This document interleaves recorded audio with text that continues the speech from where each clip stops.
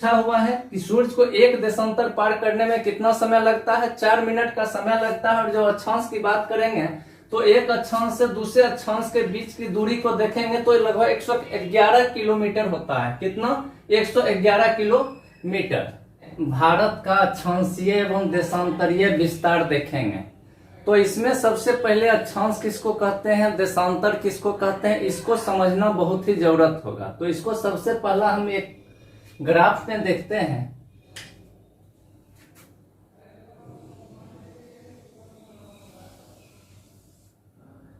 इसको मान लिए एक ग्लोब ही मानकर चलते हैं। तो इसमें जो देखते हैं रेखा के बारे में समझेंगे कि कौन सी कौन रेखा है।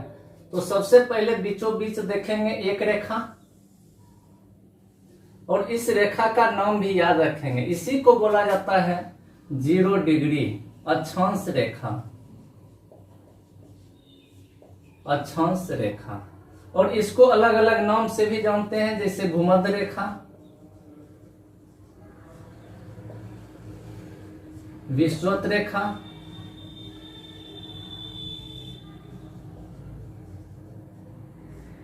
इसी को इक्वेटर भी बोला जाता है। इसके बाद इसमें देखेंगे कि सबसे पहले तो ये 0 डिग्री ले लिया, और इसको जो देखेंगे यह एक, इसको समझने के लिए सबसे अक्षांश और देशांतर को कि 2 काल्पनिक रेखा की बात करेंगे। 2 काल्पनिक रेखा, एक अक्षांश रेखा और एक देशांतर रेखा। तो इसमें जो देखेंगे कि यह जो है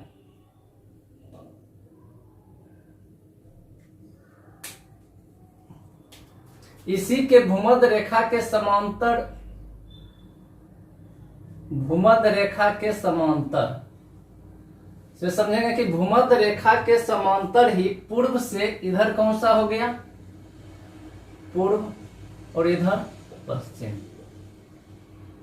इसको बोला जाता है उत्तरी गोलार्ध,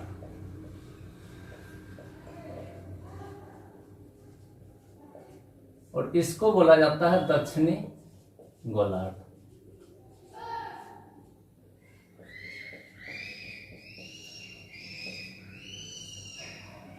गोलार्ध। अब इसमें देखेंगे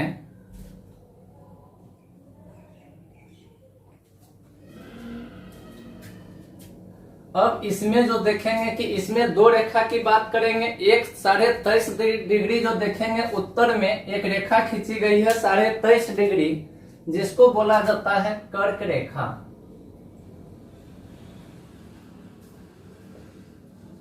साढ़े 23 डिग्री उत्तरी अक्षांश, और इसी को बोला जाता है कर्क रेखा। इसी प्रकार नीचे देखेंगे दक्षिणी गोलार्ध में जब देखेंगे तो यहां पर भी एक जो है 23.5 डिग्री दक्षिणी गोलार्ध में खींची गई रेखा, जिसको बोला जाता है मकर रेखा। अब तो इसमें देख लिए कि इसमें, और इससे एक चीज और ध्यान रखेंगे, यह जो बीच में यह दोनों के यह जो डिग्री अगर करेंगे तो यहां से हम डिग्री की जब गणना करते हैं तो यहां पर जाते जाते यह जो है 90, और नीचे की भी बात करेंगे तो यह 90। तो अब इसमें समझेंगे कि यह जो डिग्री जो है 1 डिग्री करते 23.5 डिग्री जो है, इस पर जो एक खींची गई काल्पनिक रेखा है जिसको बोला गया है कर्क रेखा। और इस दोनों के बीच में लिखते चलेंगे, बीच में जो यह 0 से और 1 डिग्री के बीच में यह जो जगह पड़ता है, इस जगह को, इस बीच की भूमि को 2 अक्षांशों के बीच की भूमि को, इसी को बोला जाता है कटिबंध या जोन। हम लोग जो पढ़ते हैं उसमें उपोष्ण, ये सब कटिबंध जो है, समशीतोष्ण, ये सब जो है यही इक्वेटर, इसी को बीच की भूमि को कटिबंध या जोन बोला जाता है। उसके बाद देख लिए कि 23.5 डिग्री उत्तरी अक्षांश को कर्क रेखा बोला जाता है, 23.5 डिग्री दक्षिणी अक्षांश को मकर रेखा बोला जाता है। इसके बाद इसमें लिखेंगे, समझते चलेंगे, और इसको अगर समझ गए तो फिर हमको जो है भारत की भौगोलिक स्थिति समझने में कोई दिक्कत नहीं होगी। इसको एक बार अच्छा से कि यह जो पहला जो है कि समान अक्षों को मिलाने वाली रेखा, समान अक्षों को मिलाने वाली। समान अक्ष का मतलब क्या हो गया, इधर हम जब एक लेते हैं तो ये भी 0 डिग्री और ये भी एक, और इसको बोला जाता है अक्ष। इसको क्या बोला गया, अक्ष। यही है समान अक्षों को मिलाने वाली एक रेखा है। यह दो अक्षांशों के बीच की को क्या कहते हैं, कटिबंध बोला गया है। यह रेखा जो है भूमध्य रेखा के समांतर पूर्व से पश्चिम, किधर से किधर खींची गई है, पूर्व से पश्चिम की तरफ जो एक रेखा खींची गई है, किसके, भूमध्य रेखा के समांतर खींची गई है। और इसके बाद जो है इसका जो देखेंगे, यह जो ग्लोब पर जब देखेंगे, यह जो रेखा खिंचाएगी यह वृत्त बनाता है, यानी अक्षांश रेखा जो है, अक्षांश रेखा वृत्त का निर्माण करती है। किसका निर्माण, वृत्त का निर्माण करता है। क्योंकि इसको देखेंगे, जहां 1 2 3 करते 90 आते हैं, ये बनते हुए चला जाएगा। फिर पढ़ेंगे इसी में जो भारत की बात करेंगे उसमें, और ये गोलार्ध की बात करेंगे, इसको 2 भाग में जब बांटेंगे तो आगे देखते हैं। उसके बाद जो है यह जो अक्षांश रेखा जो है, ये जो बीच की जो अक्षांश रेखा, यह दूरी ज्ञात करने के लिए अक्षांश रेखा का उपयोग हम क्यों करते हैं, यह भी क्वेश्चन पूछा हुआ। अक्षांश रेखा का दूरी ज्ञात करने के लिए, दूरी ज्ञात करने के लिए। अब जो हो गया कुल अक्षांशों की संख्या की बात करेंगे। कुल अक्षांशों की संख्या, तो संख्या में हम यहां देखते हैं कि यह तो 90 हो गया, 90, और यहां भी नीचे देखेंगे वह भी 90 हो जाएगा, यानी 90 प्लस 90 बराबर 180। अब देखते हैं यह 0 डिग्री एक लिया हुआ है, प्लस 1 बराबर 181। अब यहाँ पर एक चीज और समझेंगे कि यह संख्या कितनी, अक्षांशों की कुल संख्या कितनी हो गई, 181। लेकिन यहाँ पर समझेंगे कि किसको बोला गया है, समान अक्षों को मिलाने वाली रेखा को बोला गया अक्षांश रेखा। लेकिन जब यह 90 जो लेंगे, यह किसी रेखा को नहीं मिलाती, क्योंकि यह जो है ध्रुव, यह बिंदु बन जाती है, यह ध्रुव पर है। इसलिए एक ये और एक ये -2 कर देंगे, 179। अब यहाँ सवाल आता है कि एग्जाम में, अगर एग्जाम में 179 और 181 दोनों ऑप्शन दे तो हम A1, तो यह क्या हो गया कि भारत का अक्षांशीय विस्तार, अक्षांशीय विस्तार को देखें कि 23.5 डिग्री उत्तरी अक्षांश, उसी को कर्क रेखा, और 23.5 डिग्री दक्षिणी अक्षांश को क्या बोला गया है, मकर रेखा। और इसके समांतर जिस तरह देखेंगे कि उत्तरी गोलार्ध में, उसी तरह देखेंगे नीचे भी दक्षिणी गोलार्ध में भी एक समांतर रेखा खींची जाएगी, जो कहां तक खींची जाएगी, 90। इसके बाद हम देखेंगे इसमें संख्या भी याद रखेंगे कि इसकी संख्या कितनी हो गई, 179। और इसके बाद जो हम देखेंगे कि भारत का देशांतरीय विस्तार, देशांतरीय विस्तार, तो इसमें जो देखेंगे देशांतरीय विस्तार में, फिर इसका एक ग्राफ लेते हैं।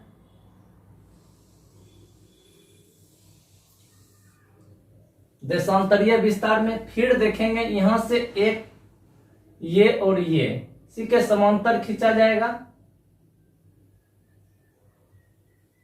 और इसको जो बोला जाता है वो बोला जाता है ध्रुव। कौन सा, ध्रुव।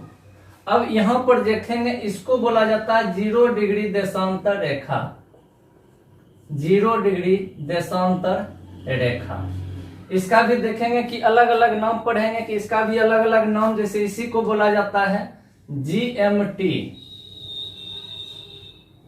Greenwich mean time. इसको अलग अलग नाम से अंतरराष्ट्रीय तिथि रेखा भी बोला जाता है।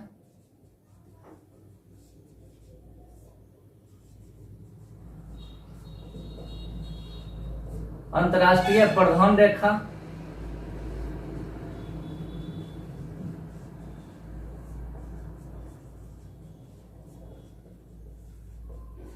अंतर्राष्ट्रीय समय रेखा, इसी का नाम है अंतर्राष्ट्रीय समय रेखा। इसी से जो है समय का निर्धारण किया जाता है। तो इसमें भी देखेंगे कि यह तो देखें कि ध्रुव हो गया और यह हो गया 0 डिग्री देशांतर, यह भी हो गया 0 डिग्री। अब जो है यहां से देखेंगे कि इसमें जो है एक लाइनिंग जो खींचा जाएगा वह लाइनिंग उत्तर से दक्षिण की तरफ, जो कि जो दो ध्रुवों को मिलाने वाली रेखा। तो ये जो है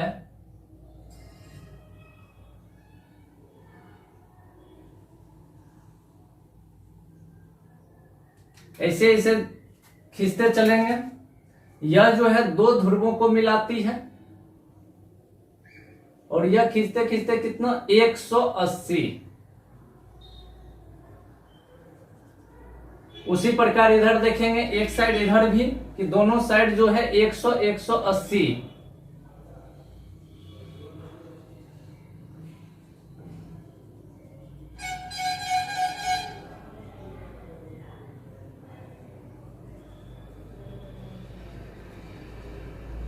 इसमें तो इसका तो एक हम नाम देख लिए अलग अलग, किसी को जीएमटी ग्रीनविच मीन टाइम अंतर्राष्ट्रीय समय रेखा और अंतर्राष्ट्रीय प्रधान रेखा भी इसी का नाम बोला जाता है। अब जो यहाँ पर देखते हैं इसका पॉइंट लिखते चलेंगे कि यहाँ पर देखते हैं कि यह तो दो चीज, यह कौन हो गया उत्तरी, यह दक्षिणी और यह पूर्वी गोलार्ध और यह पश्चिमी गोलार्ध। फिर दोनों फिगर को एक में हम मैच करेंगे तो इसके बाद हो गया पश्चिमी गोलार्ध। तो सबसे पहला पॉइंट जो हम देखेंगे इसमें कि यह दोनों के बीच में, चूंकि इसमें देखें कि दोनों के बीच में जो है उसका जो है नाम क्या दिया गया कटिबंध या जोन। और इसमें देखेंगे दो देशांतर के बीच की, दो देशांतर के बीच की भूमि, इसको बोला जाता है गोरे, गोरे GORE, क्या बोला गया गोरे। दूसरा पॉइंट देखेंगे कि यह जो है ध्रुवों से ध्रुवों को मिलाने वाली रेखा है, किसका ध्रुवों से ध्रुवों को। यहां पर क्या देखे थे कि यह जो है समान अक्षों को मिलाने वाली रेखा है, इसमें देखे कि ध्रुवों से ध्रुवों को मिलाने वाली रेखा है। और उसके बाद देखेंगे कि यह जो है उत्तर से दक्षिण की तरफ खींची गई है, उत्तर से दक्षिण की तरफ खींची गई रेखा। इसके बाद देखिए इसमें जो है, इससे जो है हम क्या ज्ञात कर रहे थे दूरी ज्ञात कर रहे थे, यानी अक्षांश रेखा से हम क्या ज्ञात कर रहे थे दूरी। और इससे हम किसका क्या ज्ञात करेंगे समय का। देशांतर रेखा से समय ज्ञात किया जाता है। यह भी पूछा हुआ प्रश्न है, कौन सा समय ज्ञात करते हैं। उसके बाद देखेंगे कि कुल देशांतर की संख्या की जब बात करेंगे तो इसमें देखते हैं कुल ये जो घिसते घिसते ये टोटल जो है आते आते कितना आएगा 180। और इधर भी हम देखेंगे तो 180, यानी कुल देशांतर की संख्या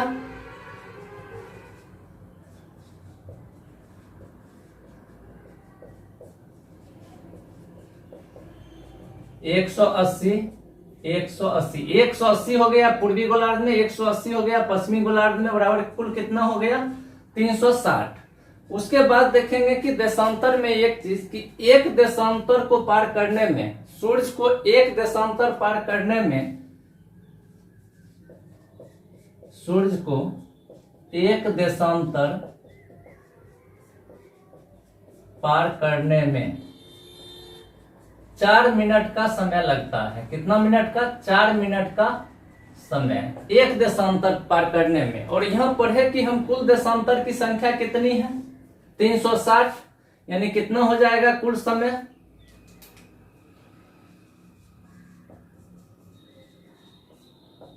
360 गुने 4, 6 चौक 24, 4 2 4 12 2 1440। और यह जो कर देंगे 1440 से 60 से भाग दे देंगे 6 दूना 12, 6 चौक 24, यानी कुल जो हो गया 24 घंटा, यानी कुल सूरज को पार करने में कितना 24 घंटा जो हम लोग पढ़ते हैं, रात और दिन मिला के 24 घंटा यही, और इसी से हम समय की गणना भारत में भी कर लेंगे। तो इसका पॉइंट हम देख लिए कि दोनों का पॉइंट, यह दो अक्षांशों के बीच की भूमि कटिबंध जोन कहा जाता है। बीच की भूमि को क्या बोला गया है, इसकी भूमि बोला गया है गोरे।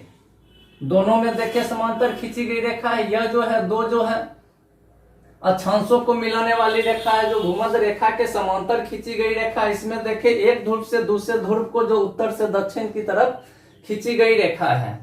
तो इसमें जितना 5 पॉइंट, इस पॉइंट को हम याद रखेंगे। ये भी पूछा हुआ है कि सूर्य को एक देशांतर पार करने में कितना समय लगता है, 4 मिनट का समय लगता है। और जो अक्षांश की बात करेंगे तो एक अक्षांश से दूसरे अक्षांश के बीच की दूरी को देखेंगे तो लगभग 111 किलोमीटर होता है। कितना, 111 किलोमीटर। तो इसमें देखें कि इसको उत्तरी गोलार्ध बोला गया, इसको दक्षिणी गोलार्ध बोला गया। 90 यहां तक 90 जो है रेखा खींची जाएगी। और इसमें देखें एक देशांतर के बारे में और एक अक्षांश के बारे में, और दोनों को ध्यान में रखेंगे तो इसी से हम जो है भारत का समय जो है, भारत का स्थिति, उसका विस्तार, उसकी भौगोलिक स्थिति के बारे में समझ लेंगे। तो इसका जो है स्क्रीनशॉट लेकर के एक बार जो है पूरा देख लीजिए कि किस प्रकार जो, और इसी ग्राफ को हम फिर आगे बनाएंगे। इस ग्राफ में अब जो है हम क्या करेंगे, क्योंकि भारत की स्थिति को पढ़ेंगे, और भारत की स्थिति जब देखेंगे तो उत्तरी गोलार्ध में है, यानी उत्तरी गोलार्ध में है। तो इस फिगर को नीचे छोड़ करके हाफ फिगर हम बनाएंगे और उसमें समझेंगे। तो इसको एक बार पूरा देख लीजिए, फिर आगे देखते हैं भारत का स्थिति।